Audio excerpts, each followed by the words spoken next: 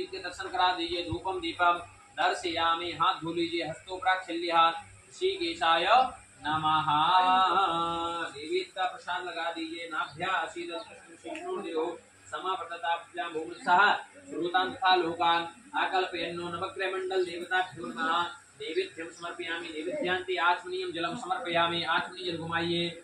ऋतुफलम उपवासार्थे लालवम फलम समर्पयामि। हाथ जोड़कर प्रार्थना कर लीजिए। ब्रह्मा मुरारी वृंदकारी भानु सुदेवं सुतोपदस्य गुरस्य शुक्रा शनि राहु केत्वा सर्वे ग्रहा शांति करा भवन्तु। सूर्यादि नवग्रह मंडल देवता नमः। प्रार्थना पूर्वकम नमस्करोमि। एक आचमनी जल छोड़ दीजिए। बोले नवग्रह भगवान की जय। बोले सत्यनारायण भगवान की जय। जन्मादस्येतोन्मयाद्विरतश्चातेष्वविद्यासुराट तेने ब्रह्महृदायादि कवये मुह्यन्ति यत् सूरया तेजोभारि मृतां यथा विनिमयो यत्र सर्गो मशा कामना स्वेन सदा निरस्त गुहिकं सत्यं परं धीमहि।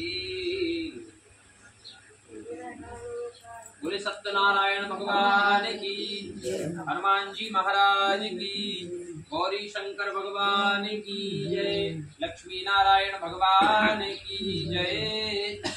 सत्याव्रतम सत्य परम सत्यम सत्यस्य योनि निहितं च सत्ये सत्यस्य सत्यमृत सत्य नेत्रम सत्यात्मकं तम शरणं प्रपन्ना।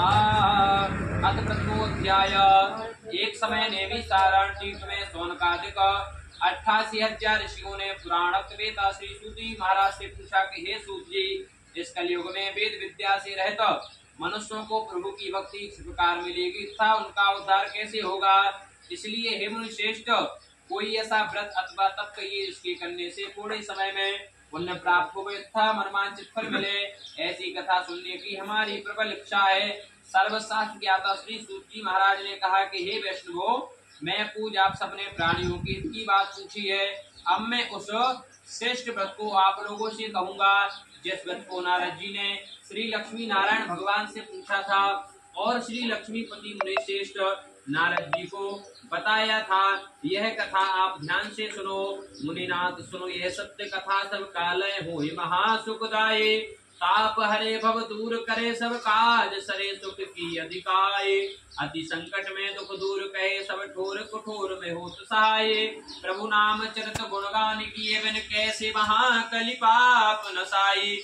एक समय योगी राज नारद दूसरों की हित की इच्छा से सभी लोगों में घूमते हुए मृत्यु लोक में यहाँ पहुँचे। पृथ्वी लोक पर आप पहुँचे। यहाँ अनेक योनि में जन्मी प्रयासी मनुष्यों को अपने अपने कर्मों के अनुसार अनेकों दुखों से पीड़ित देखकर उन्होंने विचार किया कि किसी यत्न करने से निश्चय प्राणियों का दुखों का नाश हो सकेगा। ऐसा मन में विचार कर श्री नारद विष्णु लोक को गए। वहां श्वेत वर्ण 4 भुजाओं वाले देवों के इस भगवान नारायण को देखकर, जिनके हाथों में शंख चक्र गदा और पद्म चित्ता वरमाला पहने हुए थे, देखकर स्तुति करने लगे।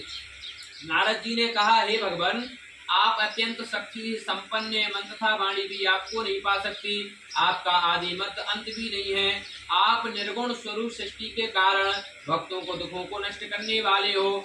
आपको मेरा नमस्कार है। नारद जी से इस प्रकार की स्तुति सुनकर विष्णु भगवान जी बोले कि हे मुनि श्रेष्ठ, आपके मन में क्या है? आपका किस काम के लिए आगमन हुआ है? निसंकोच होकर कहें। तब नारद मुनि ने कहा, मृत्यु लोक में सब मनुष्य अनेक योनि में पैदा हुए हैं। अपने अपने कर्मों के द्वारा अनेक प्रकार के दुखों से दुखी हो रहे हैं। हे नाथ, यदि आप मुझ पर दया रखते हो तो बतलाइए कि उन मनुष्यों के सब दुख थोड़े से प्रयत्न से कैसे दूर हो सकते हैं। श्री विष्णु भगवान ने कहा कि हे नारद, मनुष्यों की भलाई के लिए तुमने यह बहुत अच्छा प्रश्न किया है। जिस व्रत के करने से मनुष्य मोह से छूट जाता है, वह व्रत मैं तुमसे कहता हूँ, सुनो। बहुत पुण्य को देने वाला सुरक्त तथा मृत्यु लोक दोनों में दुर्बल एक उत्तम व्रत है। आज मैं प्रेम बस होकर तुमसे कहता हूँ, श्री सत्यनारायण भगवान का यह व्रत विधि विधान पूर्वक संपन्न करके मनुष्य इस धरती पर सुख भोग कर मरने पर मोक्ष को प्राप्त होता है। श्री विष्णु भगवान के वचन सुनकर नारद मुनि बोले कि हे भगवान, उस व्रत का क्या फल है, क्या विधान है? इससे पूर्व किसने इसको किया है और किसने यह व्रत करना चाहिए? कृपा करके मुझे विस्तार से बताइए। श्री विष्णु भगवान ने कहा कि हे नारद, दुख सुख आदि को दूर करने वाला यह व्रत सभी स्थानों पर विजय कराने वाला है। भक्ति और श्रद्धा के साथ किसी भी दिन मुनु श्री सत्यनारायण भगवान के संध्या के समय ब्राह्मण और बंधुओं के साथ धर्म पारण होकर पूजा करे। भक्ति भाव से निवेदित केले का फल शहद घी शक्कर अथवा गुड़ दूध और गेहूं का आटा सबाया लेवे। गेहूं के अभाव से साठी का चूड़ी भी ले सकते हैं। इन सबको भक्ति भाव से भगवान को अर्पण करे। बंधु बांधवों के साथ ब्राह्मण को भोजन करावे। इसके पश्चात स्वयं भोजन करे। रात्रि में नाम संकीर्तन आदि का आयोजन कर श्री सत्यनारायण भगवान का स्मरण करता हुआ समय को व्यतीत करे। इस तरह जो मनुष्य व्रत करेंगे उनका मनोरथ निश्चय ही पूर्ण होगा। हे भक्तराज, तुमसे तो विकराल कली काल में कोई कर्म छिपे नहीं है। खान पान और आचार विचार को चाहते हो भी पवित्रता न रख पाने के कारण, क्योंकि जीव मेरा नाम स्मरण करके ही अपना लोक परलोक संवार सकेंगे। इसलिए विशेष रूप से कलिकाल कलयुग में यह मृत्युलोक में यही एक लघु और आसान उपाय है, जिससे अल्प समय में अल्प धन में प्रत्येक दिन महान पुण्य प्राप्त कर सकता है। जय जय श्री सत्यनारायण व्रतायाम प्रथमो अध्याय। श्री सत्यनारायण देव चरणान परमस्तु।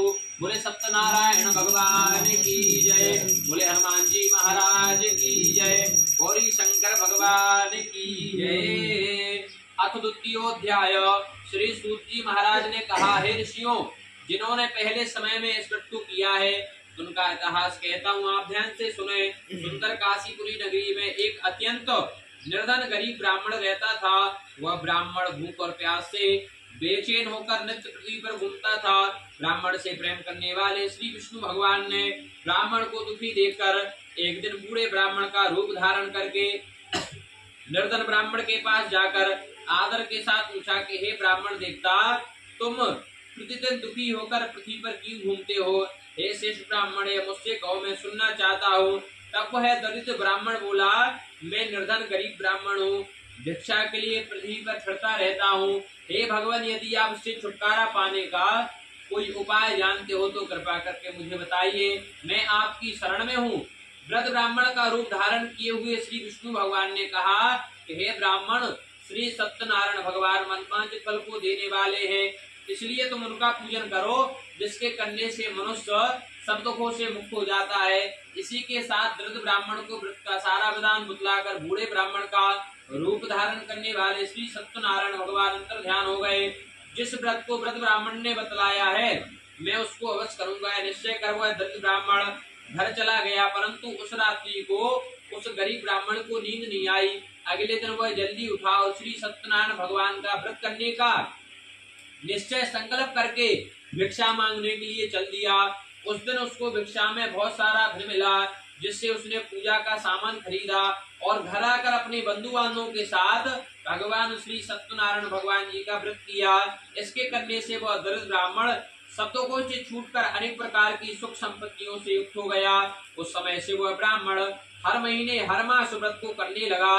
सत्यनारायण भगवान के व्रत को जो शास्त्र विधि के अनुसार श्रद्धा पूर्वक करेगा वह सब पापों से छूटकर मोक्ष को प्राप्त होगा। आगे भी जो मनुष्य पृथ्वी पर श्री सत्यनारायण भगवान के व्रत को करेगा वह सब दुखों से छूट जाएगा। इस तरह नारद जी से श्री सत्यनारायण भगवान का कहा हुआ व्रत मैंने तुमसे कहा है। हे विप्रो, अब आप और क्या सुनना चाहते हो मुझे बताइए। ऋषियों ने कहा है, मुनीश्वर, संसार में इस ब्राह्मण से सुनकर किस किसने इस व्रत को किया है हम सब सुनना चाहते हैं, इसके लिए हमारे मन में बड़ी श्रद्धा है। श्री सूत जी महाराज ने कहा, हे मुनियों, जिस प्राणी ने इस व्रत को किया है उन सबकी कथा सुनो। एक समय वह ब्राह्मण धन और ऐश्वर्य के अनुसार बंदी बांधवों के साथ अपने घर को व्रत करने कर रहा था। उसी समय एक लकड़ी बेचने वाला बूढ़ा व्यक्ति वहां आया। उसने सिर पर रखा लकड़ियों का गट्ठा बाहर रख दिया और ब्राह्मण के मकान में गया। प्यास से दुखी लकड़हारे ने ब्राह्मण को व्रत करते देखकर वो प्यास को भूल गया। उसने ब्राह्मण को नमस्कार किया और पूछा कि हे ब्राह्मण, आप यह किसका पूजन कर रहे हैं? इस व्रत के करने से क्या फल मिलता है? कृपा करके मुझे बताइए। ब्राह्मण ने कहा, समनोकामनाओं को पूरा करने वाला यह श्री सत्यनारायण भगवान का व्रत है। इनकी कृपा से मेरे यहाँ धन धान आदि की वृद्धि हुई है। विप्र के इस व्रत के बारे में जानकर वो लकड़हारा बहुत प्रसन्न हुआ। भगवान का चरणामृत लेने के बाद भोजन करने के बाद वह अपने घर को चला गया।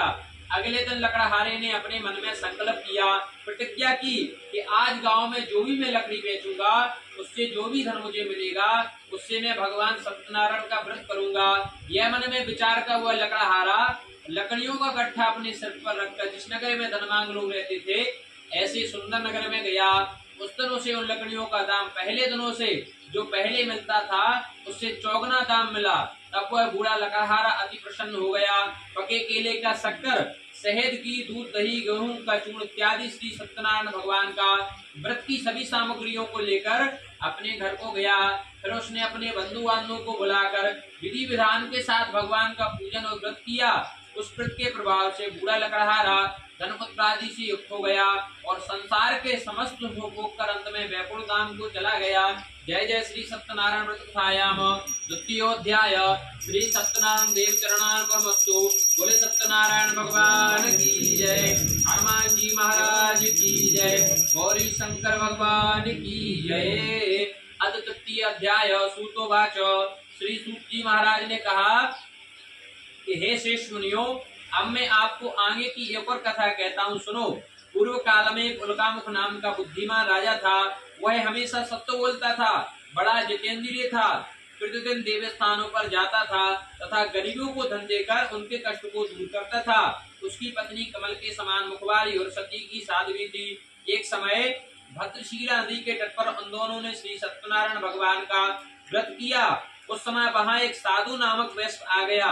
एक बनिया वहाँ पर आया। उसके पास व्यापार के लिए बहुत सारा धन था। वो वैश्य नाव को किनारे पर ठहरा कर राजा के पास गया और राजा को व्रत करते हुए देखकर विनय के साथ पूछने लगा कि हे राजन, भक्ति भाव से, भक्ति चित्त से आप यह क्या कर रहे हैं? मेरी सुनने की इच्छा है, कृपा करके मुझे बताइए। महाराज उल्कामुख ने कहा कि हे साधु वैश्य, मैं अपने बंधु बांधवों के सहित एक पुत्री की इच्छा से पुत्रादि की प्राप्ति के लिए महाशक्तिवान सत्यनारायण भगवान का व्रतवा पूजन कर रहा हूँ। राजा के वचन सुनकर साधु नामक वैश्य ने आदर से कहा कि हे राजन, मुझे भी इसका संविधान बताइए। मैं भी आपके कहने पर इस व्रत को अवश्य करूंगा। मेरी भी कोई संतान नहीं है और मुझे विश्वास है कि इस व्रत के करने से निश्चय होगी। राजा से संविधान सुन व्यापार से निवृत्त होने के बाद वैश्य आनंद के साथ अपने घर को गया। वैश्य ने पत्नी से संतान देने वाले व्रत का समाचार सुनाया और दोनों पति पत्नियों ने प्रतिज्ञा कर ली, जब हमारे यहाँ संतान हो जाएगी तब हम इस व्रत को करेंगे। साधु ने यह वचन अपनी पत्नी लीलावती से कहे।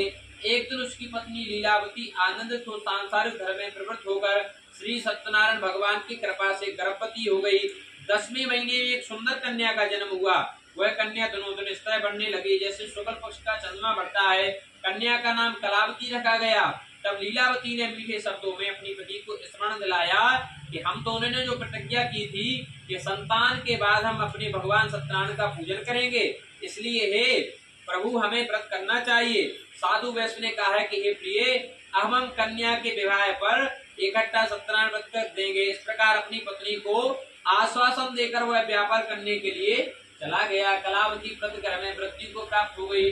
लौटने पर साधु ने जब नगर में सखियों के साथ अपनी को पुत्री को खेलते देखा तो तुरंत दूध बुलाकर कहा कि पुत्री के लिए कोई स्वेग वर देख कर लाओ। साधु नामक वैश्य की आज्ञा पाकर दूध कंचन नगर पहुंचा और वहां खोज और देखभाल कर वैश्य की लड़की के लिए एक स्वेग वर पुत्र को ले आया। उस स्वेग लड़के को देखकर साधु नामक वैश्य ने अपने बंधु बांधवों के सहित खुश होकर अपनी पुत्री का विवाह उस लड़के के साथ संपन्न कर दिया। किंतु दुर्भाग्य से विवाह के समय भी भगवान का व्रत करना भूल गया। इस पर श्री भगवान क्रोधित हो गए और उन्होंने इस वैश्य को श्राप दे दिया कि तेरे जीवन में केवल दुखी दुख प्राप्त होगा। अपने कार में साधु नामक वैश्य अपने जामाद के सहित नाव को लेकर व्यापार करने के लिए समुद्र के समीप स्थित रत्न सागरपुर नगर गया। दोनों ससुर जमाई चंद्रकेतु नामक राजा के उस नगर में व्यापार करने लगे। एक दिन भगवान सत्यनारायण की माया से प्रेरित एक चोर ने राजा का धन चुराकर भागा जा रहा था। राजा के दूतों को अपने पीछे से वेग से आते देखकर चोर ने घबराकर राजा के धन को वहीं चुपचाप रख दिया जहां दोनों ससुर जमाई ठहरे हुए थे और भाग गया। जब दूतों ने उस साधु वैश्य के पास राजा के धन को रखा देखा तो ससुर दामाद दोनों को बांध कर ले गए और राजा के समीप जाकर बोले, महाराज, ये तो हम चोर पकड़ कर लाए हैं, देख कर आज्ञा दीजिए। तब राजा ने बिना उनकी बात सुने ही कारागृह में डालने की आज्ञा दे दी। इस प्रकार राजा की आज्ञा से उन्हें कठिन कारावास में डाल दिया गया, उनका सब धन छीन लिया। भगवान सत्यनारायण कि श्राप के कारण साधु वैश्य की पत्नी लीलावती व पुत्री कन्या कलावती भी घर पर बहुत दुखी। उनके घर पर जो धन रखा था चोर चुरा कर ले गए। शारीरिक मानसिक पीड़ा, भूख प्यास की अति दुखद भोजन की चिंता में कन्या कलावती एक ब्राह्मण के घर गई। उसने ब्राह्मण को श्री सत्यनारायण व्रत होते देखा। उसने कथा सुनी, प्रसाद ग्रहण करके रात को घर आई। माता ने कन्या कलावती से पूछा कि हे पुत्री, अब तक तू कहाँ रही व तेरे मन में क्या है? कन्या कलावती बोली, माता मैंने एक ब्राह्मण के घर श्री सत्यनारायण भगवान का व्रत होते देखा है। कन्या के वचन सुनकर लीलावती ने सत्यनारायण भगवान की पूजन की तैयारियां की। उसने परिवार और बंधुओं के सहित श्री सत्यनारायण भगवान का पूजन व व्रत किया और वर मांगा कि मेरे पति और दामाद शीघ्र घर लौटकर आ जाएं। साथ में प्रार्थना की हम सबका अपराध क्षमा करो। श्री सत्यनारायण भगवान इसके से संतुष्ट हो गए और उन्होंने राजा चित्रकेतु को रात्रि में स्वप्न में दर्शन देकर कहा कि हे राजन, जिन दोनों वैश्यों को तुमने बंदी बनाकर कारागृह में डाला है वह निर्दोष है। उन्हें प्रातः ही छोड़ दो। उनका शब्द तुमने ग्रहण किया है लौटा दो, अन्यथा तेरा राजपुत्र आदि में सब नष्ट कर दूंगा। राजा से ऐसे वचन कहकर भगवान अंतर ध्यान हो गए।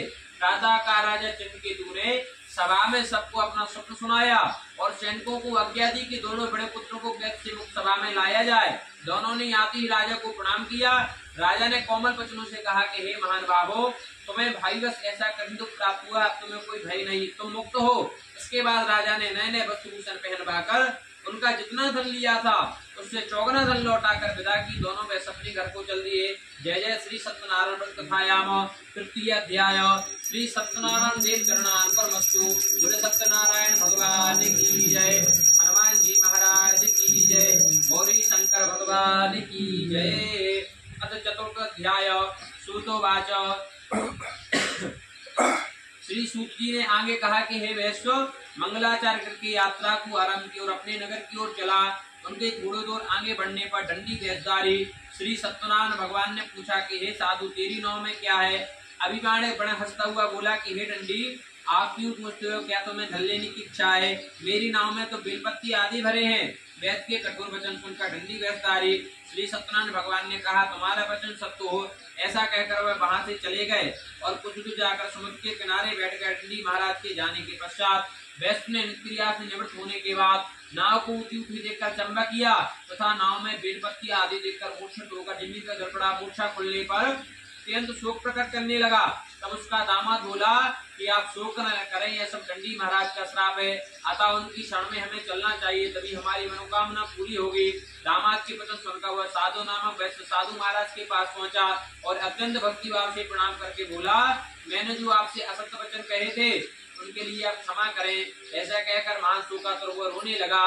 तब डंडी भगवान बोले कि हे बड़े पुत्र, मेरी आज्ञा से तुझे बार बार दुख प्राप्त हुआ है, तू मेरी पूजा से विमुख हुआ है। साधु नामक वैश्य ने कहा कि हे भगवान, आपकी माया से ब्रह्मा आदि देवता भी आपको रूप को नहीं जानते, तब मैं ज्ञानी कैसे जान सकता हूँ? आप प्रसन्न हुए, मैं सामर्थ्य के अनुसार आपकी पूजा करूंगा। मेरी रक्षा करो और पहले के समान नौका में धन भर दो। उसके भक्ति व युक्त वचनों को सुनकर श्री सत्यनारायण भगवान प्रसन्न हो गए। इच्छा के अनुसार वर देकर अंतर ध्यान हो गए। तब ससुर दामाद दोनों ने नाव पर आकर देखा कि नाव धन से परिपूर्ण है। और वह भगवान सत्यनारायण का पूजन कर साथियों के साथ अपने नगर की ओर आगे चला। जब वह अपने नगर के निकट पहुंचा तब उसने एक दूत को अपने घर भेजा। दूत ने साधु नामक वैश्य के घर जाकर उसकी पत्नी को नमस्कार किया और कहा कि आपके पति अपने दामाद के सहित इस नगर के समीप आ गए हैं। लीलावती और उसकी कन्या कलावती उस समय भगवान का पूजन कर रही थी। दूत के वचन को सुनकर साधु की पत्नी ने बड़े हर्ष के साथ सत्य भगवान का पूजन शुरू किया और अपनी पुत्री से कहा, मैं अपने पति के दर्शन को जाती हूँ, तू कार्य पूर्ण करके शीघ्र चली आना। परंतु कन्या कलावती पूजन एवं प्रसाद को छोड़कर अपने पति के दर्शन के लिए चली गई। प्रसाद की अवज्ञा के कारण सत्यदेव ने रुष्ट होकर उसके पति को नाव से पानी में डुबो दिया। कन्या कलावती अपने पति को न देखकर रोती हुई जमीन पर गिर पड़ी। नौका को डूबा हुआ तथा कन्या को रोता देखकर साधु नामक वैश्य दुखित हो बोला कि हे प्रभु, मुझसे मेरे परिवार से जो भी भूल हो गई उसके लिए क्षमा करें। उसके तीन वचन सुनकर सत्यदेव भगवान प्रसन्न हो गए और आकाशवाणी हुई कि हे वैश्य, तेरी कन्या मेरे प्रसाद को छोड़कर आई है, इसलिए इसका पति मैंने केवल आदेश कर दिया है। यदि वह घर जाकर प्रसाद खाकर लौटे तो इसे इसका पति अवश्य मिलेगा। ऐसी आकाशवाणी को सुनकर कन्या कलावती ने घर पहुंचकर प्रसाद खाया और घर आकर अपने पति के दर्शन किए। तत्पश्चात साधु वैष्णव वही बंधु बांधवों के सहित सत्य भगवान का विधि पूर्वक पूजन किया। श्लोक में शुभ होकर अंत में स्वर्गलोक को चला गया। जय जय श्री सत्यनारायण व्रतथायाम चतुर्थ अध्याय सत्यनारायण देव चरणान परमंशु। बोले सत्यनारायण भगवान की जय, हनुमान जी महाराज की जय, गौरी शंकर भगवान की जय। अथ पंचम अध्याय सूतवाच। श्री सूत जी महाराज ने आगे कहा कि हे ऋषियों में एक और कथा कहता हूँ सुनो। प्रजा पालन में एक लीन तुंगध्वज नामक एक राजा था। एक समय वह राजा वन में गया और वन पशुओं को मारकर बड़े वृक्ष के नीचे आया। वहां उसने ग्वाल और भक्ति भाव के बंधुओं के सहित श्री सत्यनारायण भगवान जी का पूजन करते देखा। परंतु राजा देखकर भी अभिमान के बस ना तो वहां गया और ना ही नमस्कार किया। जब ग्वाल वालों ने भगवान का प्रसाद राजा के सामने रखा तो प्रसाद को त्याग कर अपने नगर की ओर चला गया। नगर में पहुंचकर उसने देखा कि उसका सब कुछ नष्ट हो गया है।